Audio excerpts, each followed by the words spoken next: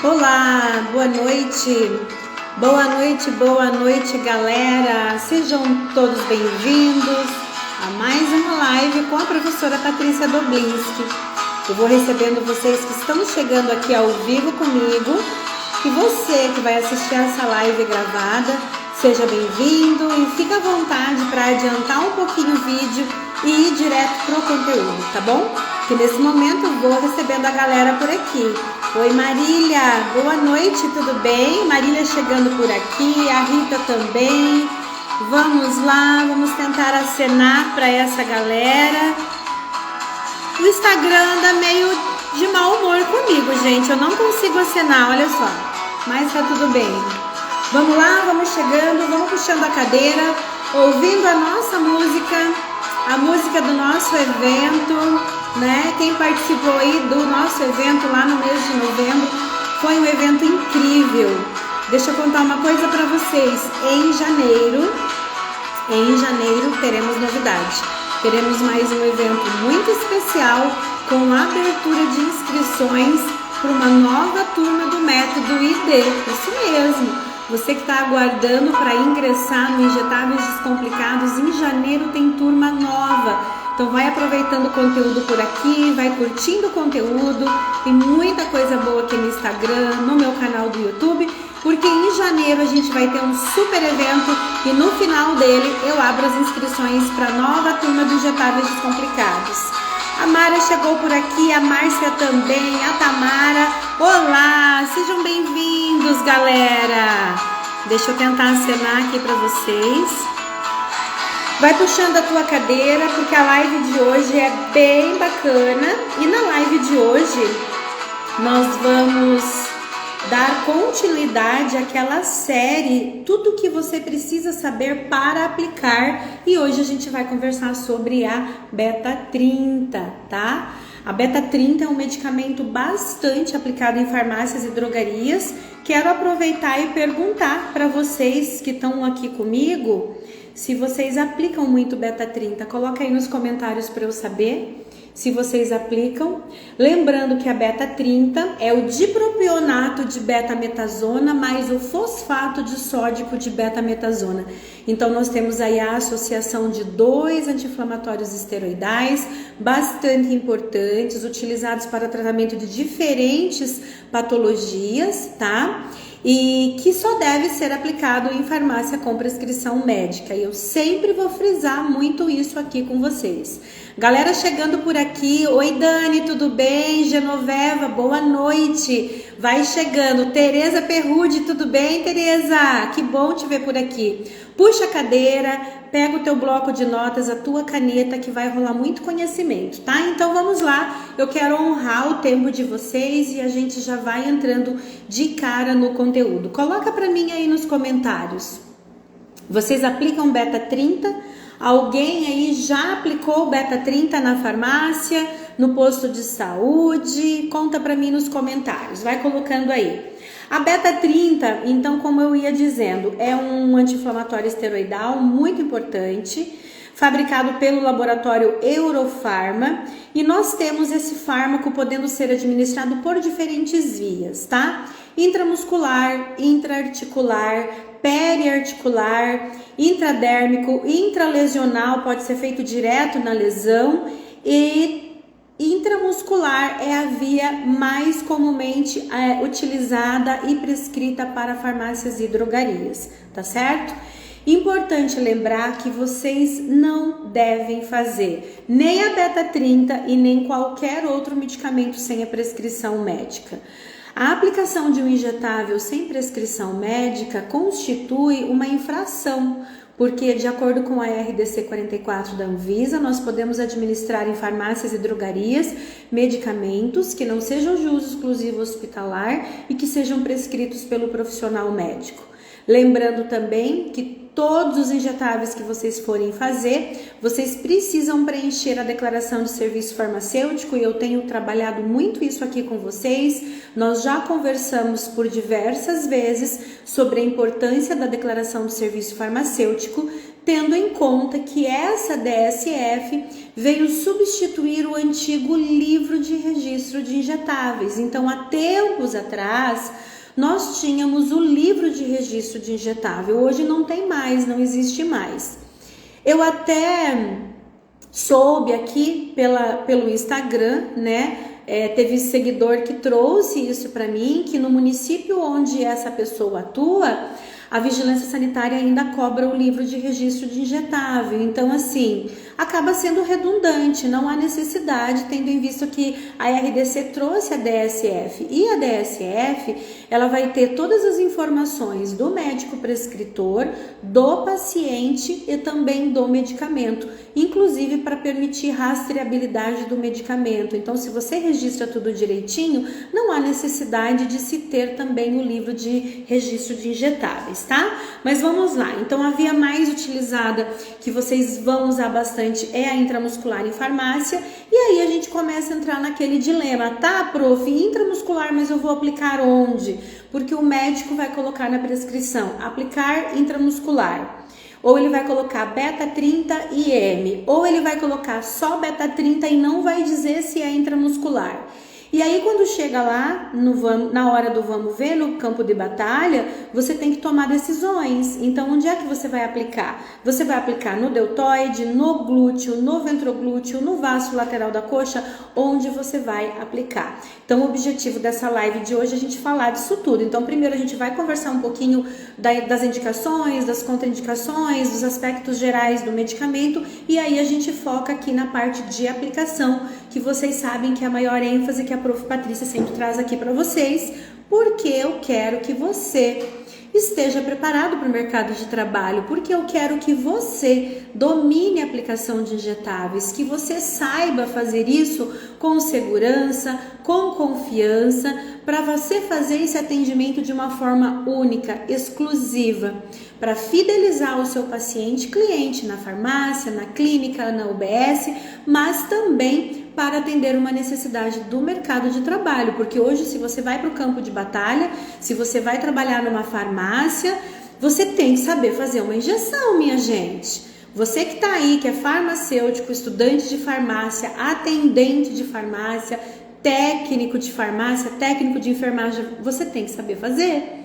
E muita gente, infelizmente, vai para o campo de batalha sem saber fazer. E isso é muito sério.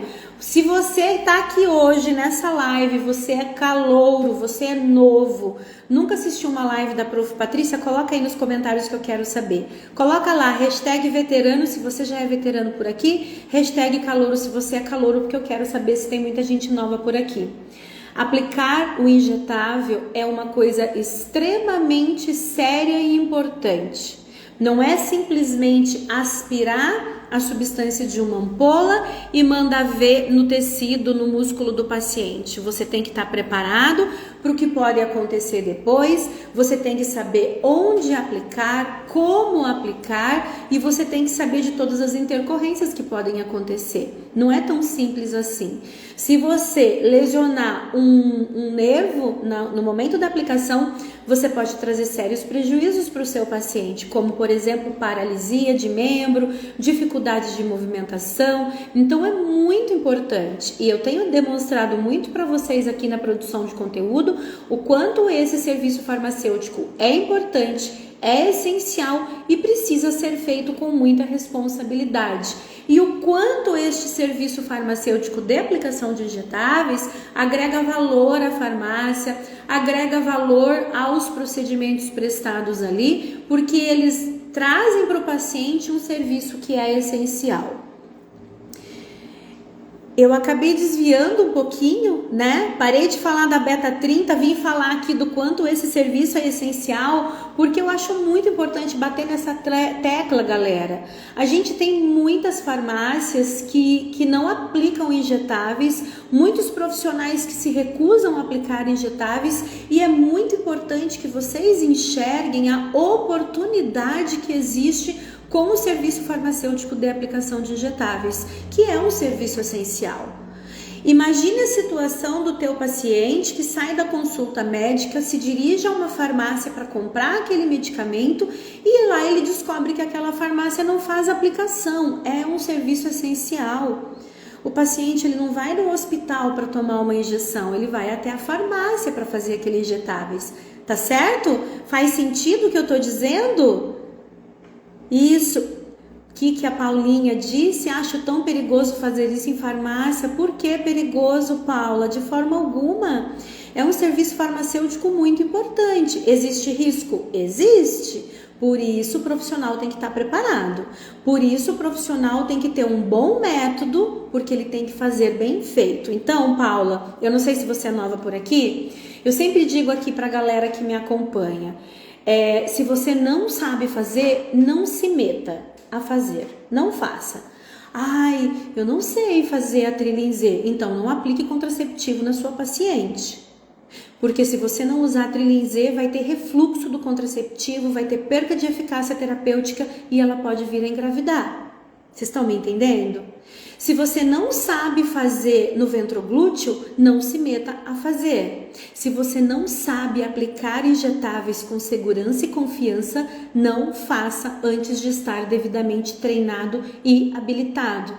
É possível? Claro que é possível, desde que você tenha um bom método de estudo. E é por isso que eu estou aqui. Seja bem-vinda, Paula. Seja bem-vinda, querida. Aproveita o conteúdo, que tem muito conteúdo bom por aqui. Mas vamos lá. Vamos voltar então.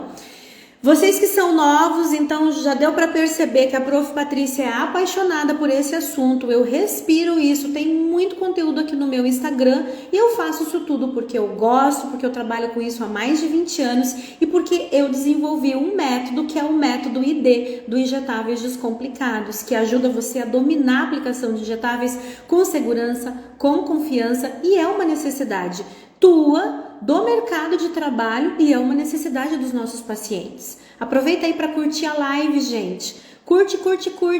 Bota o dedinho ali nos corações e compartilha com um amigo que quer assistir essa live também, tá bom?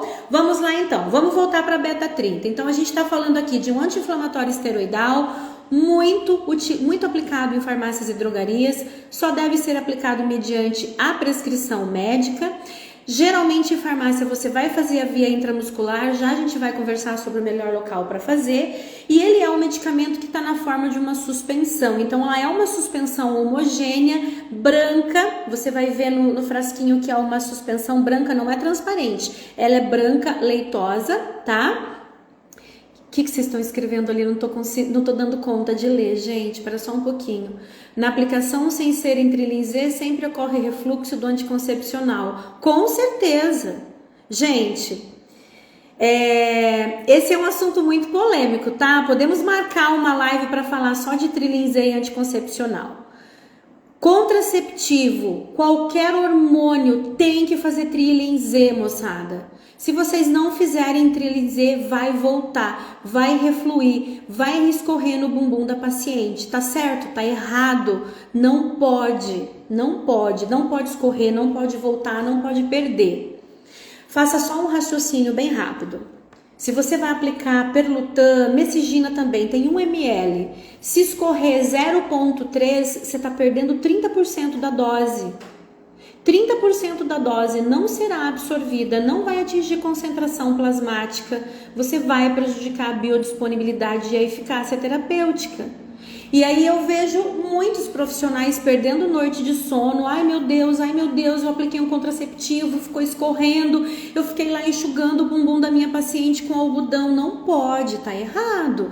Tá errado, não pode refluir, tá? Tem como resolver isso? Tem, é só aprender a fazer uma trilha em Z perfeita, tá bom? Mas esse não é o tema da live de hoje, então vamos voltar lá para beta 30. Depois aqui no final eu abro para vocês comentarem, conversarem comigo, me mandarem sugestões de novas lives e eu posso fazer uma live só para falar disso, tá bem? Porque sempre esse assunto vem à tona, é impressionante. Então vamos lá. Então é um medicamento que está na forma de suspensão, uma suspensão homogênea, branca.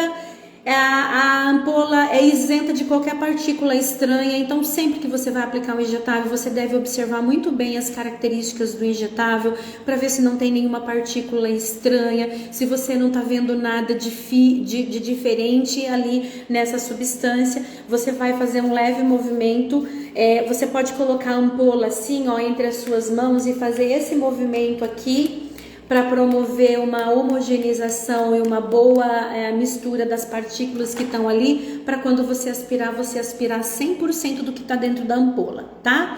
Para que é indicado esse medicamento? De um modo geral, alterações osteomusculares. Então, você tem artrite reumatoide, bursite, asma brônquica crônica, tá? Inclusive tratamento de asma, alergias, a pessoa teve uma crise alérgica, vai usar dermatite atópica, uma série de indicações. Contraindicações importantes para esse medicamento: pacientes que tenham algum tipo de alergia ao dipropionato de betametasona ou ao fosfato de betametasona.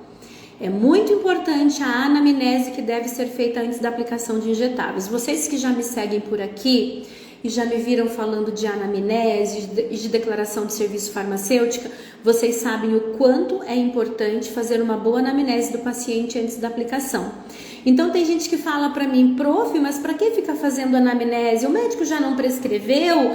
Durante a anamnese você pode descobrir coisas importantes. Por exemplo, descobrir que o teu paciente possa ter uma alergia àquele medicamento. E se você identificar qualquer situação suspeita, você não vai fazer a aplicação, tá? Você vai suspender essa aplicação.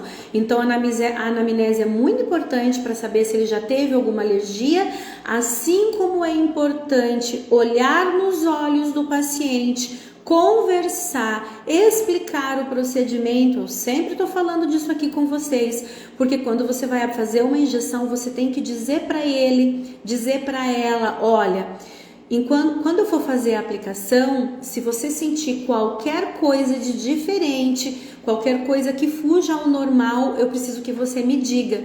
E quando você está ali aplicando, você tem que continuar conversando com o paciente, prestando atenção nos sinais que o teu paciente está te dando, porque ele vai dar sinais para você. Se ele começar a passar mal, se ele não estiver passando bem, se estiver acontecendo alguma coisa, tá? Na semana passada a gente fez uma live muito bacana. Eu trouxe aqui para vocês um caso clínico real de uma colega farmacêutica que compartilhou uma situação bem chata que aconteceu com ela, e naquela situação a gente teve vários erros, e um dos erros foi isso, de não ficar prestando atenção na paciente enquanto estava aplicando, para perceber as alterações do paciente, que o paciente, por exemplo, estava passando mal. Se você caiu de paraquedas aqui hoje, se você não viu a live da semana passada, volta no meu IGTV, a live tá gravada, foi uma live incrível.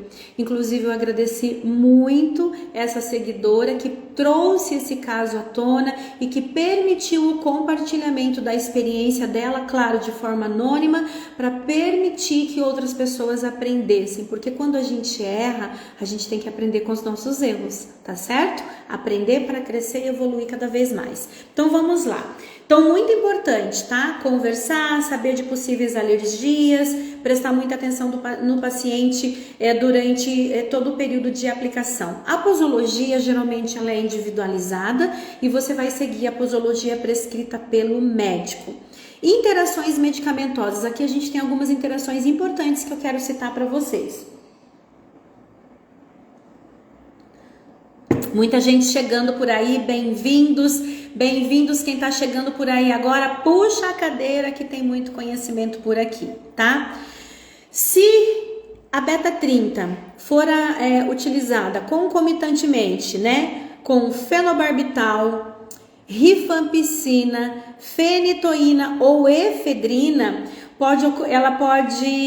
esses medicamentos vão aumentar a metabolização do corticoide, assim como reduzir os efeitos terapêuticos dele. Por que será?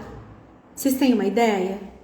Olha que quando eu falo em interação medicamentosa aqui, eu falo muito dos mesmos fármacos, fenobarbital, tira uma foto de lá para cá, fenobarbital, rifampicina, fenitoína. O que esses fármacos têm em comum?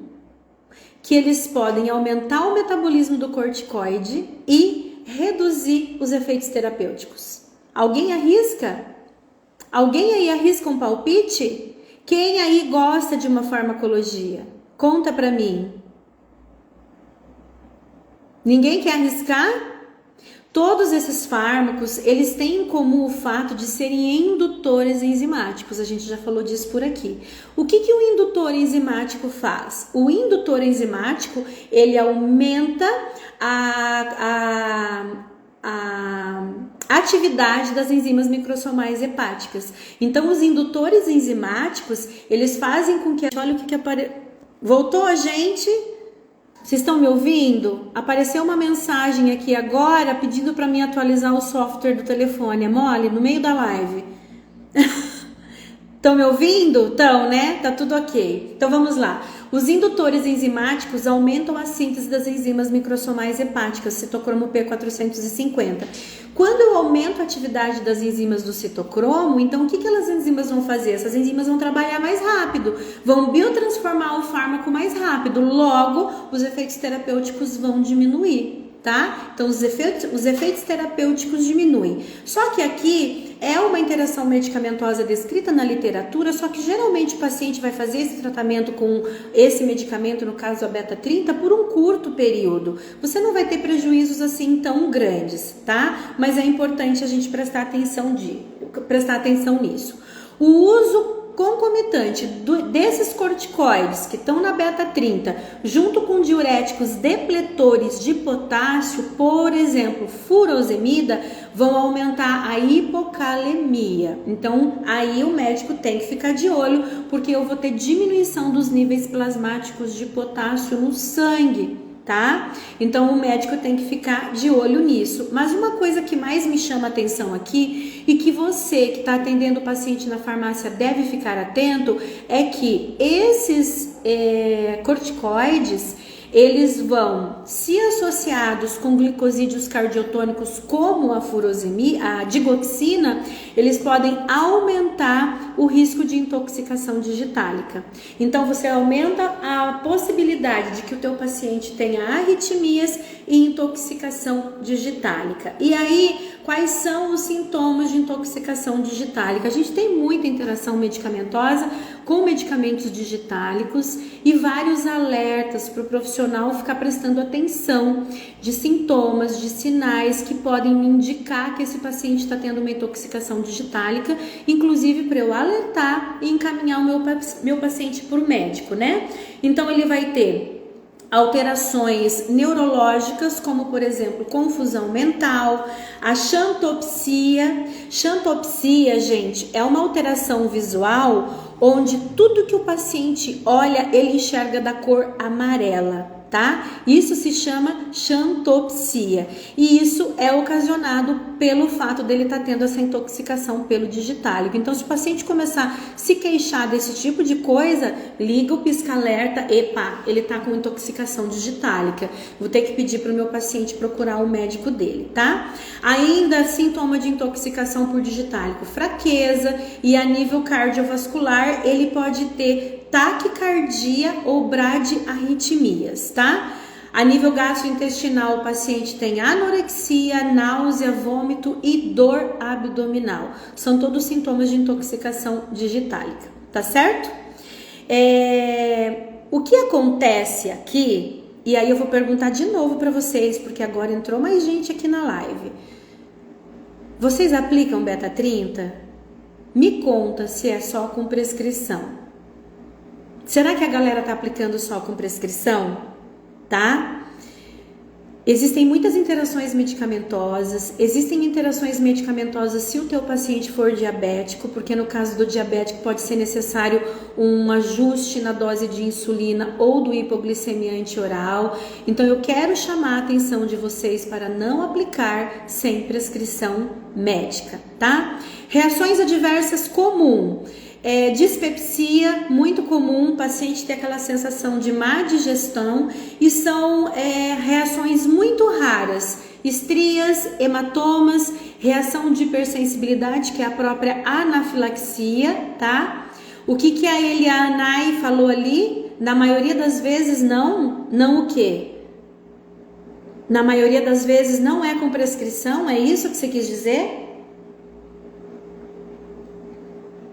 Deixa eu esperar ela responder.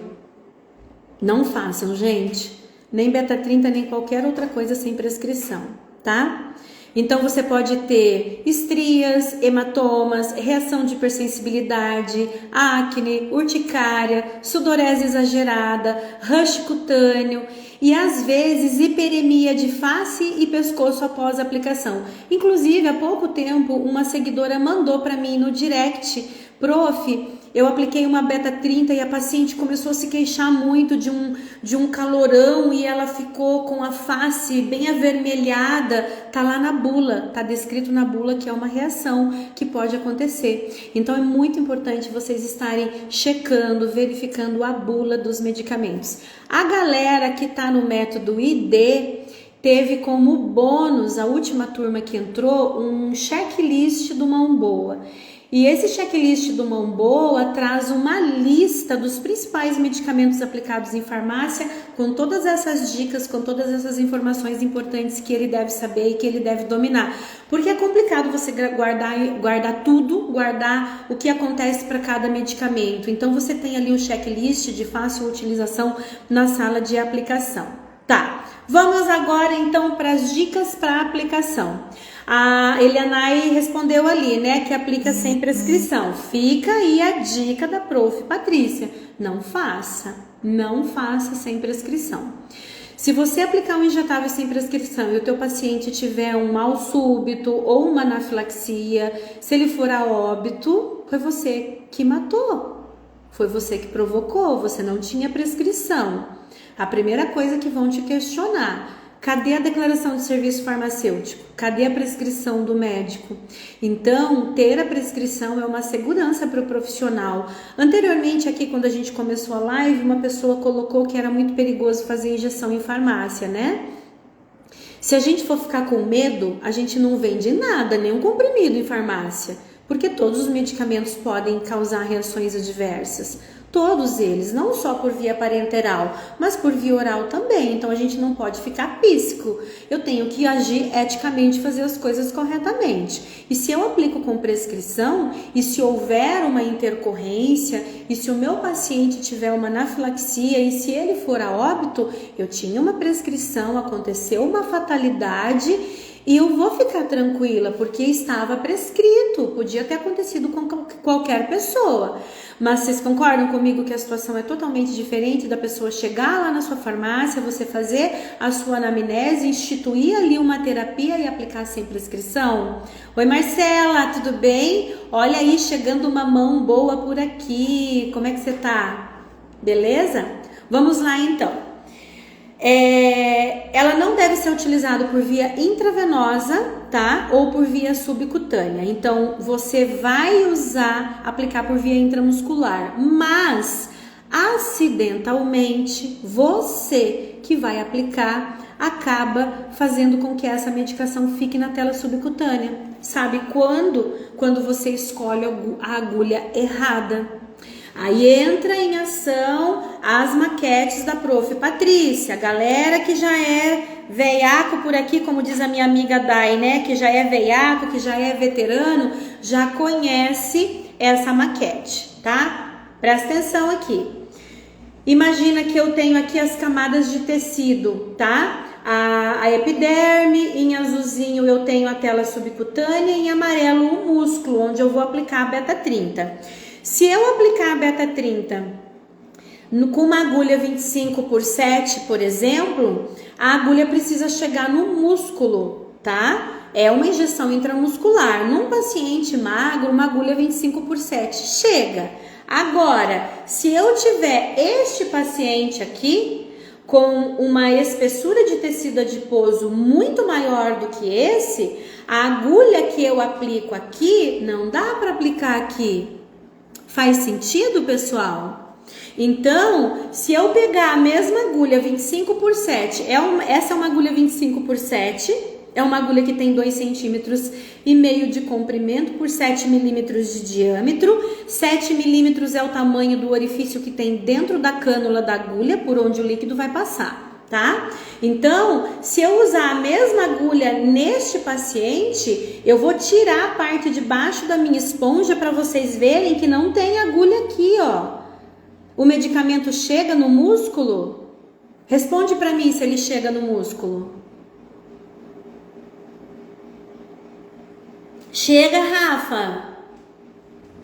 O Rafa Marques disse que sim ou você disse sim para outra coisa? Vou repetir a pergunta. Não, isso, Rafa, isso mesmo.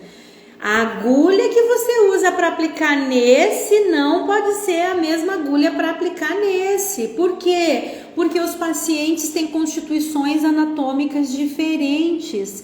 Esse é o principal erro dos aplicadores de injetáveis. Muitas pessoas que aplicam injetáveis não fazem uma análise criteriosa das características do fármaco e do paciente para escolher uma agulha adequada à anatomia do paciente.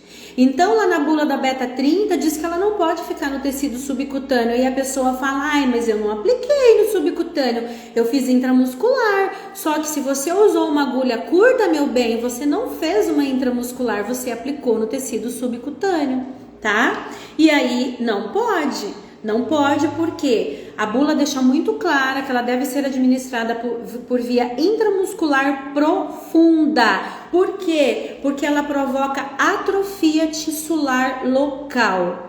O corticosteroide, se for aplicado em tecido subcutâneo, vai provocar atrofia de tecido, que é atrofia tissular local. É um efeito muito comum de corticoides, por isso que não deve fazer no braço, porque você precisa de um músculo maior que tenha mais capacidade de absorção. Então, onde é que você vai aplicar? Não pode fazer no braço, não pode fazer no deltoide. Por quê? Porque ele é um músculo pequeno, que tem pouca capacidade de absorção. Eu preciso de um músculo maior, com ampla capacidade de absorção. E eu tenho falado muito com vocês por aqui, que o deltoide tem sido desaconselhado para aplicação de medicamentos injetáveis. O deltoide ele deve ser priorizado apenas para aplicação de vacinas. Então, qual é a primeira escolha de vocês para aplicar uma beta 30? Vocês vão aplicar no ventroglúteo do paciente. Vocês conhecem o ventroglúteo? Coloca aí para mim nos comentários.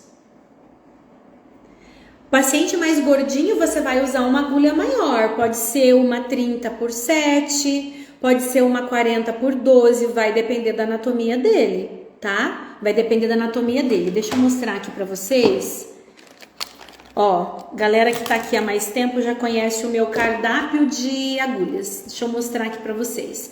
Essa aqui é a 25 por 7, ó. Abri aqui a 25 por 7, tá? Aí aqui eu tenho a 30 por 7, olha lá a diferença, tá vendo como ela é maior? Ela tem 3 centímetros. Agora, olha aqui a 40 por 12. Essa aqui tem 4, opa, peraí que prendeu aqui. Ela tem 4 centímetros, olha como ela é maior. Aí vocês vão me falar assim, meu Deus, prof, ela é muito grossa. Ela é muito grossa, professora, vai doer. Não, gente, não vai doer não. A dor do paciente ela não está relacionada com o calibre da agulha, mas com a velocidade que você usa para aplicar. Eu trabalho muito bem isso dentro do método ID. Então, você tem que ter diferentes tamanhos de agulha. Acredite, tem paciente que você tem que usar essa aqui, ó. Essa grandona. Por quê? Porque se ele for muito gordinho, o medicamento não vai chegar na tela, no tecido intramuscular, ele vai ficar superficial, ele vai ficar no tecido adiposo. E aí eu tenho não só essa atrofia tissular que o corticoide provoca, mas eu tenho processos inflamatórios, eu tenho formação de nódulo, em algumas situações eu tenho formação de abscesso, quando você aplica essas substâncias em tecido gorduroso. E aí você não tem uma boa absorção do fármaco, é quando forma caroço, o paciente vai embora com aquele caroço no bumbum, com aquele caroço no braço, muitas vezes, que infelizmente ainda tem gente aplicando no deltoide, tá? O que a Ana escreveu? Já recebi uma receita com uma prescrição no deltoide. Se na receita vier escrito que é para aplicar no deltoide, você pode mudar o local, com certeza. Com certeza, por quê? Porque o farmacêutico, ele tem essa prerrogativa de avaliar tecnicamente, tomar a decisão baseada em conhecimento técnico e científico. Você vai aplicar o fármaco prescrito do mesmo jeito, só que você vai aplicar no local mais adequado, tá? Então assim, gente, só para frisar, evitem o deltoide. A primeira escolha é a região ventroglútea, que é a aplicação feita na altura do quadril. Primeira escolha para aplicação de intramusculares. Depois você tem a região glútea. E se o paciente não puder, tiver impossibilitado, você vai para o vasto lateral da coxa, tá? Então você ainda tem o vasto lateral da coxa. Outra coisa importante com relação aos corticosteroides, isso vale aqui para beta-30. É muito interessante que seja aplicado nas primeiras horas da manhã para você acompanhar o ciclo circadiano de produção endógena de corticosteroide do organismo. Lembra dessa aula lá da farmacologia, onde a gente estuda o ciclo circadiano? Você tem picos de produção endógena de corticosteroides das primeiras horas da manhã. Então, por isso é interessante aplicar de manhã para coincidir com esse ciclo circadiano, para que esse efeito seja o mais natural possível, tá certo? Então, aplicar nas primeiras horas da manhã. Então, onde é que eu vou aplicar? Intramuscular profunda, em região ventroglútea ou glútea. E aí eu posso usar uma agulha de calibre 7, não precisa ser calibre 8, porque não é uma substância em suspensão e não é uma substância oleosa.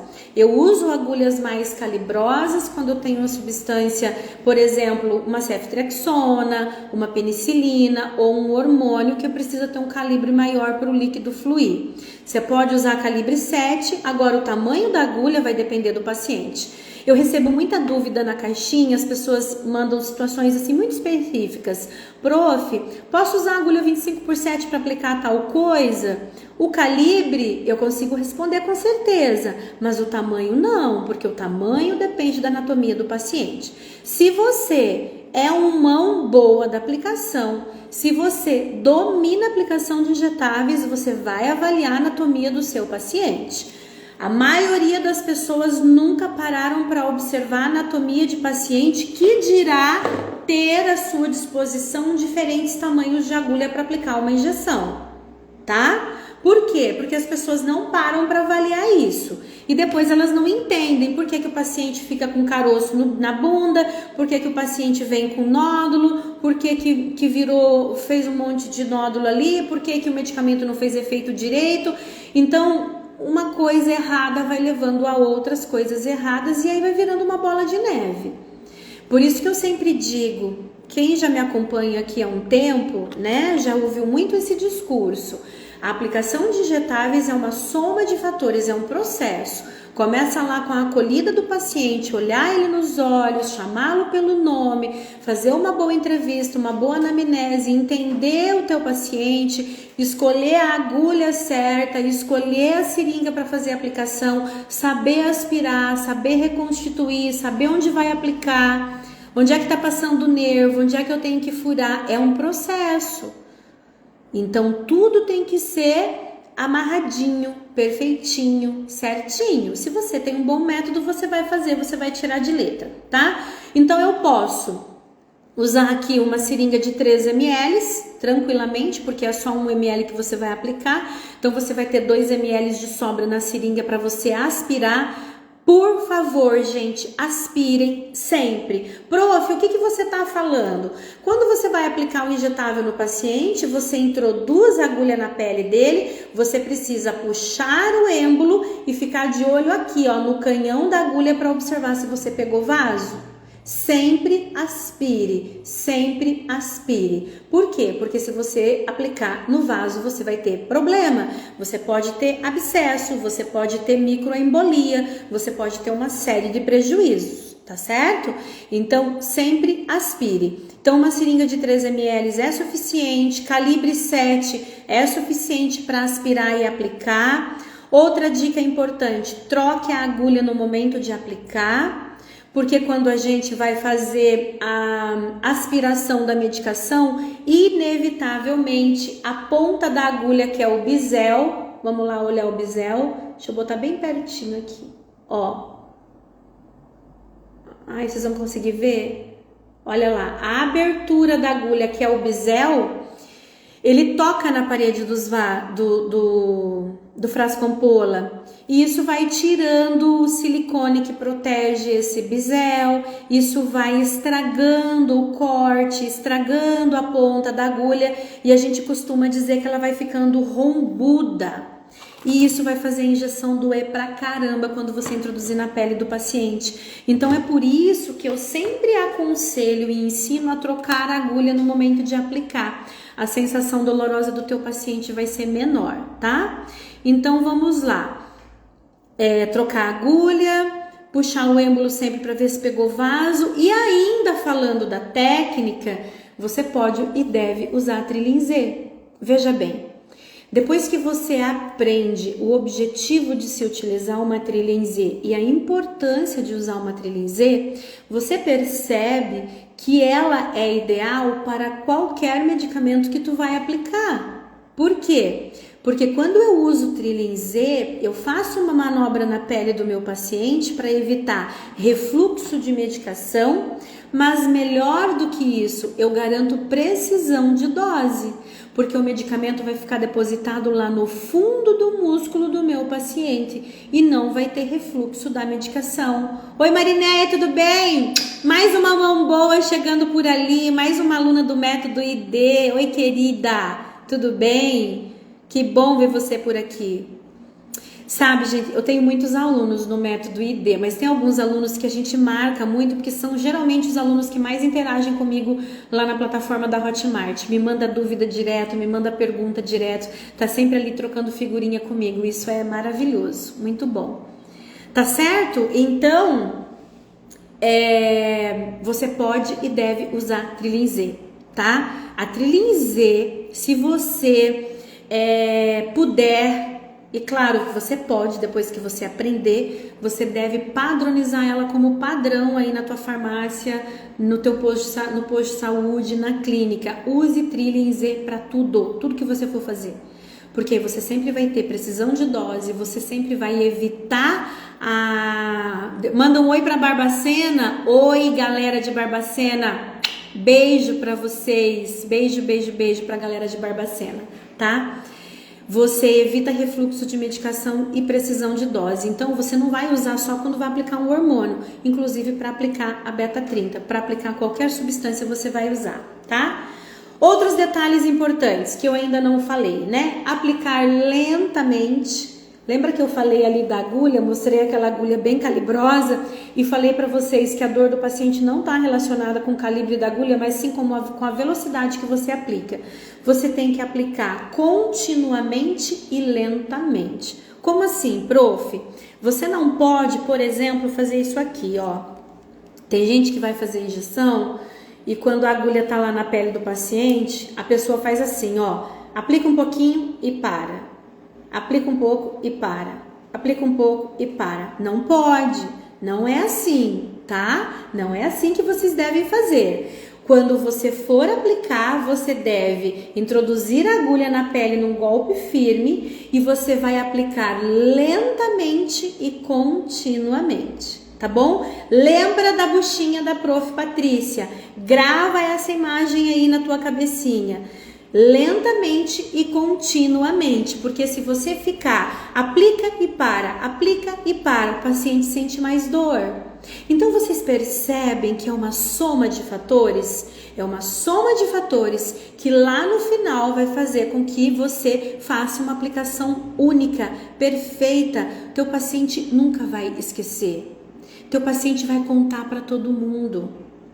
E isso vai trazer mais clientes para a tua farmácia. Isso vai fidelizar o seu paciente, porque na rodinha da família ele vai comentar: nossa, eu fui lá naquela farmácia, mas a menina fez uma aplicação que eu vou te contar. Não senti dor, foi maravilhoso.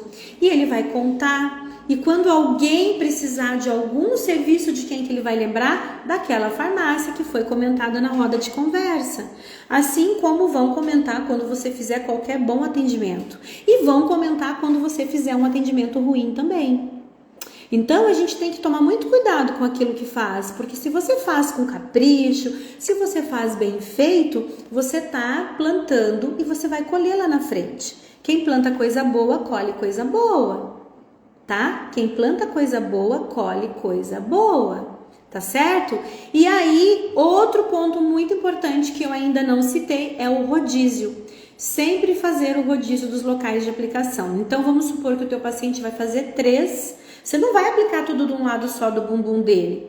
Então, eu vou anotar na declaração de serviço farmacêutico, né? 2 de dezembro, aplicado no ventroglúteo direito com trilha em Z e agulha 30/7. A próxima pessoa que for aplicar, vai aplicar no ventroglúteo esquerdo. E depois a outra vai aplicar onde? No glúteo. Então, olha o rodízio que eu tô fazendo. Injeções aplicadas consecutivamente no mesmo local vai levar ao aumento da possibilidade de reação adversa, principalmente formação de nódulo. Então o tecido vai ficando saturado. Você tem que deixar o tecido descansar, tá certo? Independente de você aplicar no glúteo, no ventroglúteo ou no vaso lateral, você sempre precisa fazer o rodízio.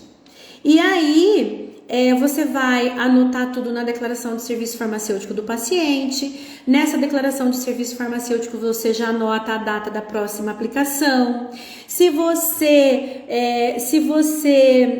faz aí um bom trabalho de marketing, você já vai entregar para ele um cartãozinho da farmácia, facinho para ele lembrar, com a data da próxima aplicação. Aí junto você entrega um imã de geladeira da farmácia para ele chegar lá e botar aquilo na porta da geladeira, para ele não esquecer. Toda vez que ele abrir a geladeira, ele vai ver o nome da sua farmácia, ele vai lembrar daquela orientação.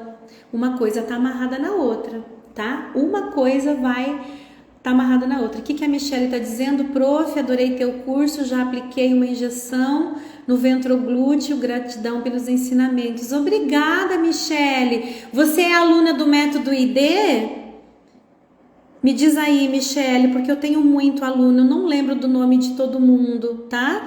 Você tá se referindo aos conteúdos aqui do Instagram ou você é aluna do método ID? Beleza, gente? Tá? Então, só pra gente fechar, né? Legal, Michele, que bom, eu fico muito feliz mesmo, tá? Mais uma mão boa aí, mais uma mão boa em construção. Não esqueçam de anotar tudo na declaração de serviço farmacêutico, inclusive o rodízio, especialmente o rodízio, tá?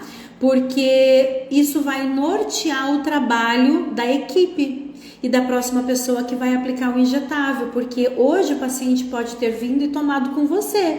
Ele vai tomar de novo daqui 2 dias, ele pode chegar à farmácia e não é você que vai aplicar, mas ele está trazendo a declaração de serviço farmacêutico, cuja cópia também está na farmácia arquivada, tá certo? E aí a pessoa vai olhar, a última foi no ventroglúteo direito, então agora eu vou aplicar no ventroglúteo esquerdo. E assim por diante, para você sempre fazer esse rodízio. Mas, sem dúvida alguma, uma coisa que eu quero frisar muito aqui para vocês, né? A beta 30, vocês vão aplicar por via intramuscular profunda, não aplique no deltoide, faça aplicação no ventroglúteo do paciente ou no glúteo, e aí você vai para o vaso lateral da coxa só se o glúteo e ventroglúteo estiverem comprometidos. Se precisar, você pode fazer, só que é uma região mais dolorida. O que eu peço é que vocês evitem e não façam a aplicação no deltoide. Esquece o deltoide, gente. Risca o deltoide da sua agenda. Deltoide é só para aplicação de vacina, tá? Escolham a agulha de acordo com a anatomia do seu paciente, é muito importante. Oriente o paciente sobre o procedimento, preste atenção nele durante todo o período da aplicação. Se o teu paciente começa a passar mal durante a aplicação, começa a dizer para você coisas do tipo: eu não tô bem, eu tô ficando tonto, eu tô sentindo uma coceira, minha língua tá inchando, isso é sinal de anafilaxia. Para quem é novo por aqui, tem uma live sobre anafilaxia aqui no meu IGTV, mas é um assunto que eu quero fazer uma nova live com vocês, porque o pessoal tem pedido bastante, as pessoas têm muitas dúvidas sobre anafilaxia, então tá aí um outro assunto bacana pra gente fazer live, tá? Perguntas? Vocês têm perguntas? Observação para aplicação no idoso? Andressa, você vai avaliar a estrutura anatômica, tá? Porque no idoso é normal você ter aí uma atrofia muscular considerável. No idoso, mais do que qualquer coisa, você não deve fazer no braço de jeito nenhum. Faça no glúteo ou no ventroglúteo. E aí, pensando nessa atrofia muscular, o melhor local no idoso é, sem dúvida alguma, a região ventroglútea, tá? Porque você não tem risco nenhum de pegar vaso, de pegar nervo. No ciático você tem o problema do a problemática de pegar nervo ciático, mas o ventroglúteo é a região mais segura, tá? Sim, Marília, vou tomar a terceira dose, no momento certo eu vou tomar sim. Mais perguntas, pessoal? Vocês querem me fazer perguntas? Enquanto a galera tá pensando aí nas perguntinhas, vamos fazer a nossa foto, tá? A foto de praxe da nossa live. Se você gostou desse conteúdo, compartilha, tá? Posta lá nos teus stories, marca a professora Patrícia. Eu fico muito feliz quando vocês fazem isso. Quero ver as minhas alunas do método ID. Tira a foto, posta lá, marca a prof. Patrícia, tá? Tem alguma para facilitar a aspiração com trilha Z? Alguma para facilitar? Não entendi, Thiago. Alguma para facilitar a aspiração com trilha Z? Alguma dica? Tiago, tu tem que ter destreza, né? Porque com a mão esquerda você tá tracionando a pele, com a direita você vai aspirar e aplicar. É treino. Eu sempre digo para os meus alunos, Tiago, se você tem um bom método e você aprende como faz, você vai praticar e caprichar. Estudar, praticar, caprichar. Estudar, praticar, caprichar. Quanto mais eu pratico e eu capricho, melhor eu fico. E aí a sensação de insegurança vai sendo substituído por novos sentimentos. Então, você não precisa ter medo de fazer. Eu digo isso para os meus alunos lá no método ID. Você tem um bom método que é testado e é validado. Então, agora que você estudou, você vai praticar e caprichar. E uma aplicação vai ficando melhor que a outra e só o tempo vai te trazer essa segurança e essa destreza. Eu faço isso com muita facilidade. Aspirar e aplicar, eu sou destra, né? Então eu faço a tração com a mão esquerda e com a direita eu aspiro e aplico. E você consegue, tá? Consegue, dá pra fazer sim. Não tem assim dica, entendeu? Tem que seguir o método, né? Quando fica resíduo de pó no bico da ampola, como fazer para agitar e não ficar bolha? Quando fica resíduo de pó, bom, primeiro vamos lá, vamos por parte, não pode ficar resíduo de pó. Se ficou resíduo de pó é porque você não teve uma boa técnica de diluição, tá? Então você tem que fazer movimentos circulares com a ampola, movimentos que inclusive colocar ela entre a mão assim, ó. Isso ajuda a homogeneizar e quando você vai aspirar, você tem que aspirar 100%. Eu já recebi algumas dúvidas no direct de pessoas dizendo que aplicaram determinado medicamento e depois foram lá ver a ampola e tinha pó dentro da ampola. Tá errado, tá tudo errado, não pode ficar nada dentro da ampola. Então você tem que ter uma boa técnica para diluição de medicamento, para reconstituição, tá? A gente trabalha tudo isso no método ID também. E aí você tem que ter muita paciência, muito capricho, não pode fazer correndo, não pode fazer de qualquer jeito, mas se ficou pó dentro da ampola, tem alguma coisa errada. Então, por exemplo, a gente está falando aqui da Beta 30, que ela é uma solução, você não pode simplesmente tirar da caixinha e você já ir aspirando. É importante fazer esse movimento para homogeneizar, para aquelas partículas que estão ali ficarem bem homogêneas, para daí você quebrar a ampola e fazer a aspiração, tá? Qual a principal diferença da reação de uma aplicação para uma reação da medicação aplicada? Não entendi a tua pergunta. Que reação que você está falando? Você está falando de anafilaxia? Qual a principal diferença da reação de uma aplicação para uma reação da medicação? É a mesma coisa? É a mesma coisa. Se você aplica um medicamento e o paciente tem uma hipersensibilidade, ele vai ter a reação de hipersensibilidade, que pode ser uma anafilaxia, que vai ser mediada por histamina, por outras substâncias vasoativas, e isso é porque o sistema imunológico dele em algum momento já entrou em contato com aquela substância e produziu anticorpos, tá? A reação da aplicação é a reação à substância que você aplica. Desculpa, eu acho que você não conseguiu se expressar direito, Lucy, não consegui entender direito a tua pergunta, tá? Eu tô com a caixinha de perguntas abertas lá nos meus stories, depois vocês podem colocar dúvida lá na caixinha também que eu respondo, tá? Inclusive, gente, coloquem dúvidas na caixinha, tá? Tem muita gente que me manda direct, às vezes passa batido, eu não consigo ver. Eu recebo muita coisa no direct, mas eu abro caixinha praticamente todos os dias. Então coloca na caixinha que se eu não dou conta de responder aí no intervalo de 24 horas, ela fica lá, depois eu vou e respondo, tá bom? Vamos lá então, vamos fazer a nossa foto? Foto, e aí vocês vão postar lá e marcar a Prof. Patrícia. Eita, tá balangando a câmera, agora ela parou. Beleza, gente? Mais alguma pergunta e a gente já vai encerrar. Espero que vocês tenham gostado dessa aula, tá?